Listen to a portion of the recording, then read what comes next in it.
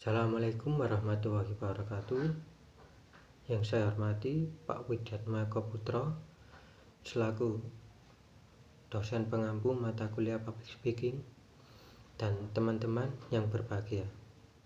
Pertama-tama, marilah kita panjatkan puja dan puji syukur atas kehadiran Allah Subhanahu wa taala yang telah memberikan kita kesehatan, kenikmatan supaya kita bisa berkumpul pada acara hari ini. Di sini saya akan menjelaskan tentang pentingnya public speaking bagi seorang mahasiswa. Apa sih public speaking itu? Public speaking itu adalah berbicara di depan umum.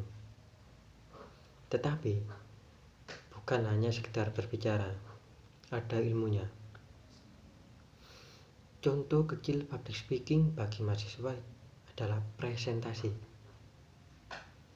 Ya, presentasi di sini bukanlah sekedar berbicara.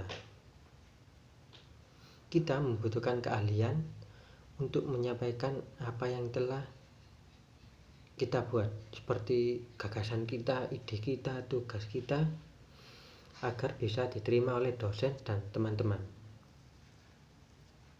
Bukan hanya di kelas, mahasiswa yang terjun di lingkungan masyarakat, keahlian public speaking sangatlah penting, karena mahasiswa dipandang oleh masyarakat yang pandai berbicara dan berpidato. Bukan hal yang mudah untuk berbicara di depan umum, karena seorang public speaker harus bisa berimprovisasi. Kreativitas seorang public speaker dan intonasi suaranya harus jelas, tegas. Untuk yang sudah terbiasa sih hal yang mudah. Kalau yang belum terbiasa mungkin hal yang menantang, karena semakin menantang semakin penasaran dan membuat kita belajar. Pertama kita mencoba, nervous. Dari pengalaman pertama kita mencoba, kita bisa belajar apa saja yang salah dan dievaluasi untuk berbicara di tempat umum selanjutnya. Public speaking sendiri hal yang sangat penting untuk mahasiswa, terutama mereka yang merintis bisnisnya. Karena mengapa? Kita yang pandai berbicara mudah sekali sih menurut saya untuk menjadi kaya, karena kebanyakan orang kaya itu bisa berbicara di depan umum. Karena kalau kita bisa berbicara di depan umum, kita bisa menjelaskan ide-ide kita dan gagasan kita, planning kita untuk kedepannya gimana, dan hal itu bisa kita sampaikan ke investor untuk bisnis kita. Untuk bisa public speaking dengan baik dan benar, langkah pertama sebagai mahasiswa kita harus sering latihan di rumah.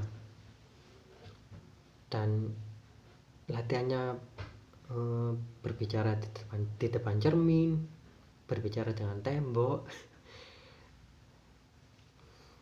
dan bisa mengikuti organisasi-organisasi di luar kampus.